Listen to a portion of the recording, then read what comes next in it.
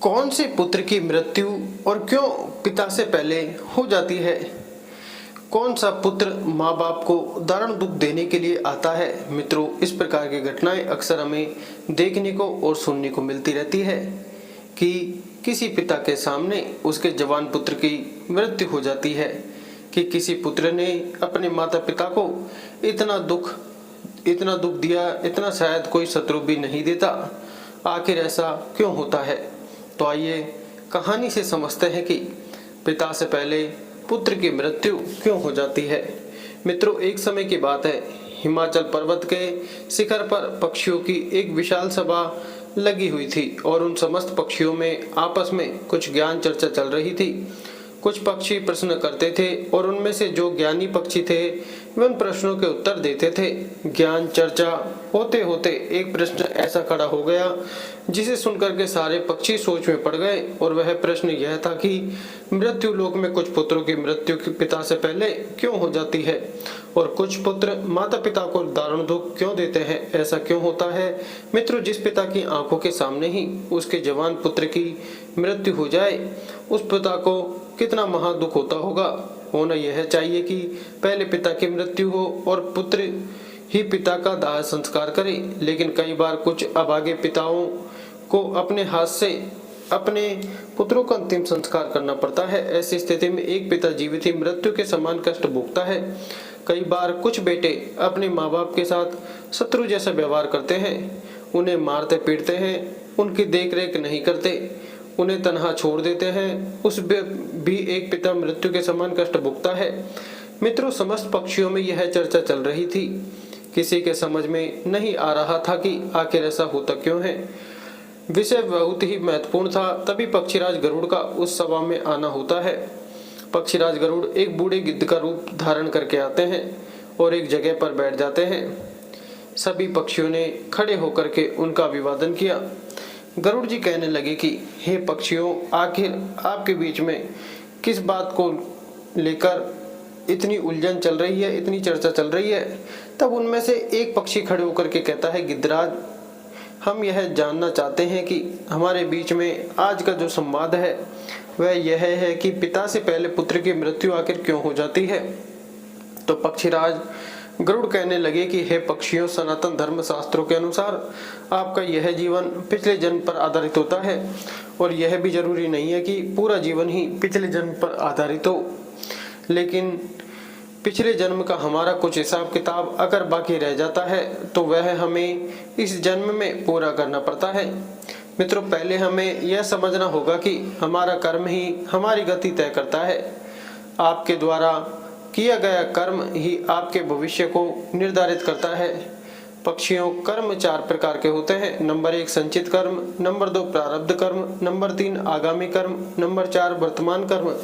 इन चारों कर्मों का अलग अलग फल होता है। इनमें से जो संचित कर्म होते हैं वह हमारे अगले जन्म में हमारे साथ रहते हैं, और उन्हीं कर्मों का फल हमें कभी कभी दुख और सुख के रूप में भोगना पड़ता है। मृत्यु के बाद यह भौतिक शरीर तो नष्ट हो जाता है, लेकिन जो सूक्ष्म शरीर होता है वह जन्म जन्मांतर तक आत्मा के साथ जुड़कर रहता है, और हमारे जितने भी सगे संबंधी होते हैं वे सभी किसी न किसी कारण वह हमारे साथ आते हैं। कभी किसी जन्म में, कभी किसी जन्म में वे सब हमारे कर्म का हिसाब चुकाने के लिए अलग अलग रूपों में आते हैं। मित्रों, बूढ़े गिद्ध की बात सुनकर समस्त पक्षी कहने लगे, हे पक्षीराज, आपकी यह बात हमारी समझ से परे है, थोड़ा और सरल भाषा में हमें समझाइए। तो पक्षीराज कहने लगा, हे पक्षियों, ध्यान से सुनिए, मैं तुम्हें एक अद्भुत और रहस्यमय कथा सुनाता हूँ। इस कथा के माध्यम से आपको यह जवाब मिल जाएगा कि पुत्र की मृत्यु पिता से पहले क्यों हो जाती है। मित्रों, सभी पक्षी चुपचाप बैठ जाते हैं और पक्षीराज गरुड़ कथा सुनाना आरंभ करते हैं। कहने लगे, हे पक्षियों, एक गांव में एक किसान रहता था। उसके परिवार में उसकी पत्नी और एक लड़का था। कुछ सालों के बाद किसान की पत्नी की मृत्यु हो जाती है। जिस समय किसान की पत्नी की मृत्यु हुई थी उस समय लड़की की उम्र मात्र 10 साल की थी। तब किसान ने अपनी दूसरी शादी कर ली। उसके बाद किसान की दूसरी पत्नी से भी एक पुत्र पैदा होता है। मित्रों, संजोगवश किसान की दूसरी पत्नी की भी मृत्यु हो जाती है। तब किसान अपने दोनों बेटों के साथ अकेला रह जाता है। कुछ समय बाद किसान का जो बड़ा बेटा था, जो पहली वाली पत्नी से पैदा हुआ था, जब वह विवाह योग्य हो जाता है तो किसान ने बड़ी धूमधाम से अपने बड़े बेटे का विवाह कर दिया। मित्रों, धीरे धीरे कुछ समय बाद किसान बीमार पड़ जाता है। बीमारी के चलते उसकी ज़्यादा हालत खराब हो जाती है और एक दिन उसकी भी मृत्यु हो जाती है। मित्रों, ध्यान रखना, किसान का जो छोटा बेटा था, जो उसकी दूसरी पत्नी से पैदा था, वह अपने सौतेले भाई के साथ रहने लगता है। बड़ा भाई अपने छोटे भाई को बड़े प्रेम से रखता था। धीरे धीरे समय गुजरता चला गया। एक दिन किसान का छोटा लड़का बीमार हो जाता है। तब उसकी हालत ज़्यादा खराब रहने लगी तो बड़े भाई ने कुछ आसपास के वैद्य से उसका इलाज करवाया, परंतु उसे कोई राहत नहीं मिली। बूढ़ा गिद्ध कहता है, हे पक्षियों, ध्यान से सुनना, बड़ी ही अद्भुत कहानी है। किन कर्मों से पिता से पहले पुत्र की मृत्यु हो जाती है। मित्रों, जब बड़े भाई ने अपने छोटे भाई का कई वैद्य हकीम से उपचार कराया, परंतु उसकी हालत में कोई सुधार नहीं हुआ। छोटे भाई की दिन पर दिन तबीयत बिगड़ती जा रही थी। काफी धन भी छोटे भाई के इलाज में खर्च हो चुका था। इलाज कराते कराते बड़ा भाई अब थक चुका था। एक दिन बड़े भाई ने अपनी पत्नी से सलाह की, यदि मेरा छोटा भाई जो सौतेली माँ से उत्पन्न है, अगर यह मर जाए तो हमें इसके इलाज के लिए पैसा खर्च नहीं करना पड़ेगा और जायदाद में भी आधा हिस्सा हमें नहीं देना पड़ेगा। इसके हिस्से की सारी जमीन जायदाद फिर हमारी हो जाएगी। अपने भाई की जान से ज़्यादा प्यारी उसके बड़े भाई को अपनी धन दौलत और भाई की धन दौलत लग रही थी। तभी तो कहते हैं ना, बाप बड़ा ना भैया, सबसे बड़ा रुपया। पति का सुझाव उसकी पत्नी को भी बहुत अच्छा लगा। तब उसकी पत्नी कहती है, अजी, ऐसे हम इसे मार भी तो नहीं सकते। यदि इसे मार दिया तो लोग समझेंगे कि हमने लालच बस इसे मार डाला है। क्यों ना हम यह काम किसी वैद्य से करवाएं। आप जाओ और किसी वैद्य को लालच देकर उससे कहो कि इसे दवाई के बदले जहर देकर मार दें। इससे किसी को पता भी नहीं चलेगा और कोई रिश्तेदार भी हम पर शक नहीं करेगा। सब लोग कहेंगे कि यह बीमार था, इसलिए बीमारी से मृत्यु हो गई। बड़े भाई ने पत्नी की बात मान ली और मन में विचार करने लगा कि किसी से बात की जाए तो हमारा काम बन जाए। मित्रों, बड़े भाई ने ऐसा ही किया। उसे एक कोई निकट का घनिष्ठ वैद्य मिल जाता है। वह वैद्य पैसे का बड़ा लालची था। जब बड़े भाई ने उस वैद्य से बात की कि मुझे मेरे छोटे भाई को जहर देकर मरवाना है, मित्रों, वैद्य जी पहले तो हिचके, लेकिन जब किसान के बड़े बेटे ने वैद्य को 1000 मुद्राओं का लालच दिया तो वैद्य यह काम करने को राजी हो जाता है। मित्रों, उसका छोटा भाई बीमार तो रहता ही था। वह वैद्य उसका उपचार करने के बहाने से उसे देखने के लिए आता है और उसका इलाज करने के बहाने उसे जहर देकर चला जाता है। जहर के प्रभाव से तत्काल उसकी मृत्यु हो जाती है। अपने छोटे भाई की मृत्यु पर वे दोनों पति पत्नी बहुत खुशी मनाते हैं। सोचने लगे, अब तो रास्ते का कांटा निकल गया। इसके हिस्से की सारी जमीन जायदाद पर अब हमारा अधिकार हो गया है। वे दोनों बहुत प्रसन्न होते हैं। और याद रखना मित्रों, जो खुशी दूसरों के दुख की बुनियाद पर होती है, जो धन दूसरे की हिंसा करके कमाया जाता है, वह धन कभी आपको सुख नहीं दे सकता। और जो लोग दुख देकर सुख पाने की कामना करने वाले होते हैं, याद रखें, उनके यहाँ एक दिन महाभयानक दुख आता है। मित्रों, बूढ़ा गिद्ध कहता है, हे पक्षियों, इस प्रकार बड़े भाई ने अपने छोटे भाई को मार डाला और उसकी सारी धन संपत्ति पर अपना अधिकार जमा लिया। किसी रिश्तेदार को भी इस बात का संदेह नहीं हुआ। रिश्तेदार तो यह सोच रहे थे कि यह कितना अच्छा भाई है, अपने सौतेले भाई का कितना उपचार कराया, कितनी देखभाल की, कितनी सेवा की, पर बेचारा उसे बचा नहीं सका। क्या करता, रोगी ही ऐसा साध्य था। बेचारे की मृत्यु हो गई। दुनिया वालों को क्या पता था कि वह मरा नहीं बल्कि उसे मारा गया है। बड़ा भाई पूरे विधि विधान से उसका अंतिम संस्कार भी कर देता है। धीरे धीरे समय निकलता चला गया। फिर गिद्ध कहता है, हे पक्षियों, कुछ महीनों के पश्चात उस किसान के बड़े लड़के की पत्नी को एक लड़का पैदा होता है। बेटे की खुशी में दोनों पति पत्नी बहुत प्रसन्न होते हैं। बड़ी धूमधाम से उस लड़के का जन्मदिन मनाया जाता है। पूरे नगर में मिठाइयाँ बांटी जाती है। और बड़े ही लाड़ प्यार से अपने उस पुत्र का पालन पोषण करने में लग जाता है। कुछ वर्षों में वह लड़का जवान हो जाता है। उन्होंने अपने लड़के की एक सुंदर सी कन्या को देखकर के शादी कर दी। बड़ी धूमधाम से किसान ने अपने बेटे का विवाह किया। बेटे की शादी में खूब धन खर्चा किया। बेटे की बहू जब घर में आ जाती है, जब उसकी शादी हो गई तो वह लड़का कुछ दिनों के बाद अचानक से बीमार रहने लगा। माँ बाप ने उसके इलाज के लिए बहुत से वैद्य को बुलाया, बड़े बड़े डॉक्टरों को बुलाया और उसका इलाज कराने लगा। जिसने जितना पैसा मांगा उसको उतना पैसा दिया गया, सब कुछ दिया ताकि लड़का ठीक हो जाए। अपने लड़के के इलाज में अपनी आधी संपत्ति तक बेच डाली, लड़का बीमारी से सही हो जाए इसलिए। परंतु कहते हैं दोस्तों, जिस पर जिसका जितना कर्जा है वो अवश्य चुकाना पड़ता है, चाहे कोई कैसे भी चुकाए। मित्रों, उस लड़के की दिन पर दिन तबीयत खराब होती चली जा रही थी। लड़का बीमारी के कारण मरने के कगार पर आ गया। शरीर बहुत ज़्यादा कमज़ोर हो गया था, मात्र अस्थि पंज शेष रह गई थी।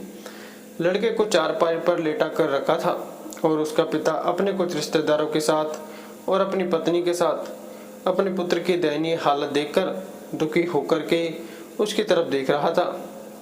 अपने रिश्तेदारों से कह रहा था कि यह क्या हुआ, मेरा इकलौता पुत्र है, भगवान ने मुझे किस बात की सजा दी है। देखिए श्रोताओं, उसी समय वह लड़का बोल उठा, अपने पिता से बोला कि भाई, आपने अपना हिसाब साफ हो गया है, बस अब कफन और लकड़ी का हिसाब बाकी है, उसकी तैयारी कर लो। यह सुनकर के उसके पिता ने सोचा कि लगता है बीमारी के कारण लड़के का दिमाग भी ठीक से काम नहीं कर रहा है। देखो ना, मैं इसका बाप हूँ और ये मुझे भाई कहकर बोल रहा है।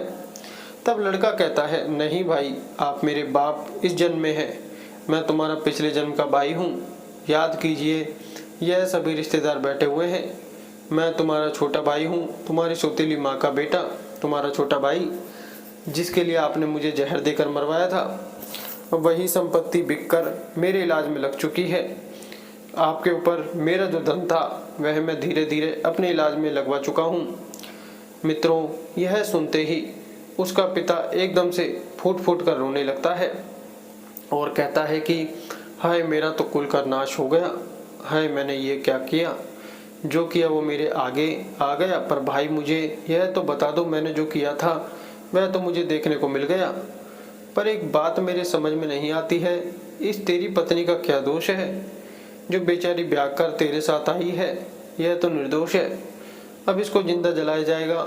गिद्ध बोला, हे पक्षियों, उस समय सती प्रथा चलती थी जिसमें पति के मरने के बाद पत्नी को पति की चिता पर जिंदा जलाया जाता है। तब वो लड़का कहने लगा कि हे भाई, आप मेरी बात ध्यान से सुनो, सभी बैठे हुए रिश्तेदार और तुम सब मेरी बात ध्यान से सुनो। तुमने वैद्य को मेरे इलाज के लिए बुलाया था, उस वैद्य को तुमने कुछ पैसों का लालच दिया था और उसने मुझे जहर दे दिया था। जो दुष्ट पैसों के कारण किसी को मारता है तो उसको भी उसका फल भोगना पड़ता है। गिद्ध बोला, पक्षियों, वह लड़का कह रहा था कि जिस वैद्य ने मुझे जहर खिलाया था, तुम्हें उसका क्या पता है? तब उसके पिता ने कहा, हाँ बेटा, मुझे पता है, आपकी मौत के 3 साल बाद वो वैद्य भी मर गया था। लड़के ने कहा कि वही वैद्य यह पत्नी के रूप में मेरे घर में आया है, मेरे मरने पर अब इसे जिंदा जलाया जाएगा, इसको भी इसके कर्म का फल अवश्य भोगना पड़ेगा। हमारे जीवन में आने वाली पात्र और प्रत्येक घटनाएं हमारे ही कर्मों की उपज होती है। हम जैसा बोते हैं वैसा ही हमें काटने को मिलता है। आज नहीं तो कल हमारे कर्म का फल जरूर मिलेगा। जीवन के हर कठिन प्रश्न का जीवन से ही हल मिलता है। जितना गहरा कुआं होगा उतना ही मीठा जल मिलता है। गिद्ध बोला, पक्षियों, ऐसा कह करके वो किसान पुत्र मृत्यु को प्राप्त हो जाता है। उस किसान पर दूसरा कोई पुत्र नहीं था, उसकी सारी संपत्ति का नाश हो जाता है। उसकी मृत्यु के बाद जो उसकी पत्नी थी उसको भी उसके साथ जिंदा जला दिया गया। उस वैद्य को भी उसके कर्म का फल मिल जाता है। जिसने लालचवश उस किसान पुत्र को जहर दिया था, वह वैद्य मरकर उसकी पत्नी बना था। उसे भी मृत्यु के मां भयंकर कष्ट से होकर गुजरना पड़ा। मित्रों, इधर गिद्ध पक्षियों से कहता है, इस दुनिया में 4 प्रकार के पुत्र होते हैं और जो काम उसने किए हैं उन कामों का भुगतान भी किया जाता है। यह बात सुनकर के पक्षी कहने लगे कि 4 प्रकार के पुत्र कौन से होते हैं? तब पक्षीराज गरुड़ कहते हैं कि हे पक्षियों, शास्त्रों में 4 प्रकार के पुत्र बताए गए हैं। पहला पुत्र होता है ऋणानुबंध, दूसरा पुत्र होता है शत्रुपुत्र, तीसरा पुत्र होता है उदासीन और चौथा पुत्र होता है सेवक। ध्यान रखिए, जो पहले 2 पुत्र हैं, ऋणानुबंध पुत्र और शत्रुपुत्र, ये दोनों पुत्र आपके कर्मों के अनुसार ही आपके घर में जन्म ले लेते हैं, तो इनकी मृत्यु पिता से पहले हो जाती है। अगर किसी पुत्र की मृत्यु पिता से पहले हो जाए तो समझ लेना कि वो ऋणानुबंध और शत्रुपुत्र पैदा हुआ है। प्रचलित मान्यताओं के अनुसार यदि आपने अपने पूर्व जन्म में किसी को किसी भी प्रकार का दारुण दुख पहुंचाया है और वह व्यक्ति आपसे किसी भी तरह का बदला लेना चाहता है, लेकिन वो किसी कारणवश बदला नहीं ले पाया क्योंकि वो कमजोर था और वह इसी तरह तड़प तड़प कर मर जाता है, तो निश्चित मानिए वह व्यक्ति इस जन्म में आपका पुत्र बनकर लौटेगा और फिर वह अपना बदला पूरा जरूर करेगा और आपको अपने ही पुत्र की मृत्यु देखनी पड़ेगी। जरा सोचिए, अगर किसी के सामने उसके पुत्र की मृत्यु हो जाए तो उस पिता को कितना असहनीय दुख होता है। इसका मतलब यह होता है कि यदि आपका पुत्र आपको मृत्यु तुल्य कष्ट दे रहा है तो समझ लेना कि आपके पिछले जन्म का वह शत्रु हो सकता है या वह व्यक्ति हो सकता है जिसको आपने कभी मृत्यु तुल्य कष्ट दिया होगा। ऐसी संतान आपके जीवन को हर तरह से कष्टों से भर देती है, आपका जीवन नरक बना देती है। ऐसी संतान आपको मारती है, सताती है, आपकी धन संपत्ति को कुकर्म के माध्यम से बर्बाद कर देती है और एक दिन आपको भीख मांगने पर मजबूर कर दे। तो पक्षियों, इस तरह से पिता से पहले वही 2 पुत्र मरते हैं जो ऋणानुबंध होते हैं और जो पुत्र शत्रु होते हैं। अपने कर्मों का लेखा जोखा पूरा करने के लिए किसी के यहाँ आकर के जन्म धारण करते हैं। भगवान श्री कृष्ण ने अर्जुन से गीता में स्पष्ट कहा है कि हे अर्जुन, इस संसार में जितने नाते रिश्ते हैं वे सभी पिछले कर्मों के अनुसार प्राप्त होते हैं। इस महाभारत में जितने भी तुम्हें तुम्हारे सगे संबंधी दिखाई दे रहे हैं, ये सभी तुम्हारे और इनके पिता का लेखा जोखा है। हे अर्जुन, तुमने पूर्व जन्म में जब तुम धर्म के पुत्र थे और मैं तुम्हारा बड़ा भाई था नारायण और तुम मेरे छोटे अनुज थे, उस समय तुमने दुर्योधन को पराजित किया था। उस समय दुर्योधन ने हार का बदला लेने के लिए यह प्रतिज्ञा कर रखी थी कि हे अर्जुन, मेरे सामने जब भी तू आएगा तब मैं तुझसे बदला लूंगा। हे अर्जुन, प्राणी को अपने कर्म का फल भोगना पड़ता है। जिसका जिस पर कर्जा होता है वह उसको 100 जन्मों के बाद भी चुकाना पड़ता है और यही बात भगवान श्री कृष्ण ने पितामह भीष्म से कही थी। यह बात महाभारत काल की है। महाभारत का भीषण युद्ध समाप्त हो चुका था। विजेता पांडव सहित श्री कृष्ण सशैया पर पड़े पितामह भीष्म का आशीर्वाद लेकर लौटने लगे तो पितामह ने श्री कृष्ण को अपने पास बुलाया। कृष्ण पास आए तो भीष्म ने उनसे पूछा, मधुसूदन, मैं अपने किस कर्म की वजह से नुकीले तीरों से बनी इस सैया पर असहाय कष्ट भुगत रहा हूँ? श्री कृष्ण ने मुस्कुराते हुए पूछा, क्या आपको अपने पिछले जन्मों के कर्म याद हैं? पितामह बोले, पिछले 100 जन्म मुझे याद हैं और इनमें मैंने कभी किसी का बुरा नहीं किया। श्री कृष्ण ने उनसे सहमति जताते हुए कहा, यह सही है कि 100 जन्मों में आपने ऐसा कुछ नहीं किया। यह 101वें जन्म की बात है। उस जन्म में भी आप एक युवराज थे। एक बार जंगल से गुजर रहे थे। एक पेड़ के नीचे कुछ देर आराम करने के बाद आप चलने लगे तो ऊपर से एक करकेंटा कई पैरों वाला एक कीड़ा आपके घोड़े की गर्दन पर गिरा। आपने अपने तीर से उसे उठाकर पीछे की ओर फेंक दिया। वह करकेटा पीछे बेर की कंटीली टहनी पर पीठ के बल गिरा। बेर के कांटे उसकी पीठ में धस गए। बेचारा करकेटा कांटों से निकलने की जितनी ही कोशिश करता, कांटे उसे उतना कष्ट देते। करकेटा उसी अवस्था में कई दिन जीवित रहा। उसके तकलीफ आपके नाम दर्ज हो चुकी थी, लेकिन आपके पुण्य कर्म इतने प्रबल थे कि वह पाप फलित नहीं हो पा रहा था।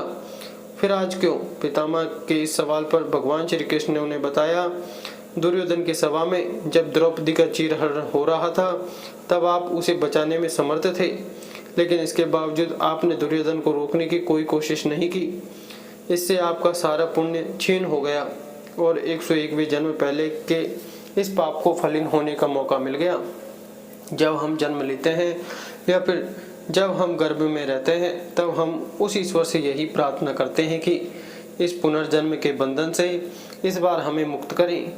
इस बार जन्म लेने के उपरांत हम अच्छे कर्म करेंगे, लेकिन जन्म लेने के उपरांत हम उन बातों को भूल जाते हैं, मोह माया के वश में हो जाते हैं।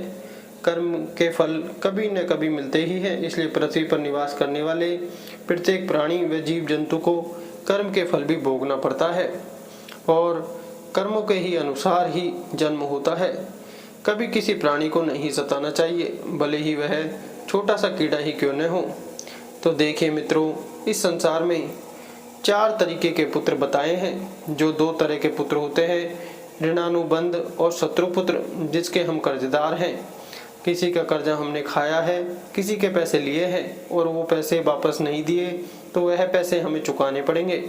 यदि इसी जन्म में चुका दिए तब तो बहुत अच्छा है, और यदि वह दूसरे जन्म में चले गए तो आपको भी यही दारुण दुख झेलने को मिलेगा। वह पुत्र के रूप में जन्म लेगा, भाई के रूप में जन्म लेगा, या आपके प्रिय किसी सगे संबंधी के रूप में जन्म लेगा, या फिर आप गधा बनेंगे या बैल बनेंगे या कुत्ता बनेंगे।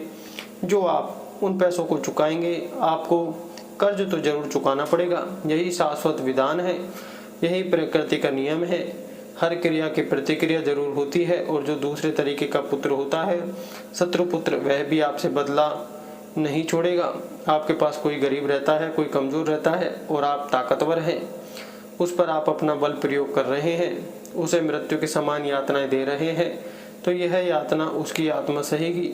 वो भी मौका मिलने पर आपको उतना ही भयंकर यातनाएं देगा और आप उन यातना से आहत हो जाएंगे, चाहे वह पुत्र के रूप में हो, पिता के रूप में दे या पत्नी के रूप में। इस प्रकार से मित्रों, पहले वाले 2 पुत्रों की मृत्यु पिता से पहले हो जाती है, और बाकी के जो 2 पुत्र होते हैं, उदासीन और सेवक, उनकी मृत्यु पिता के बाद होती है।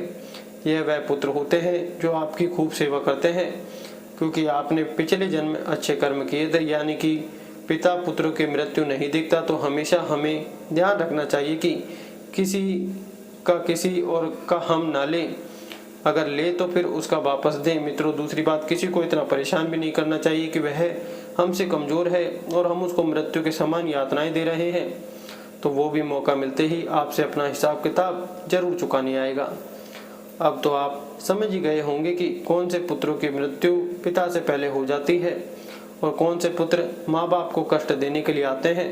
मित्रों, सीधी सी बात है, अगर हम किसी के साथ उपकार करते हैं, मुसीबत में उसकी मदद करते हैं, गरीबी लाचारी में उसको धन से मदद करते हैं, गरीबी लाचारी में उसको धन से सहायता करते हैं, तो समझो आप अपने प्रिय मित्रों की संख्या बढ़ा रहे हैं, और वह मित्र मुश्किल वक्त में आपके साथ जरूर खड़े होंगे। और यदि हम किसी के साथ बुरा करते हैं तो शत्रुओं की संख्या बढ़ाते हैं। वीडियो को लाइक करें, अच्छी लगी तो चैनल को सब्सक्राइब जरूर करें। धन्यवाद।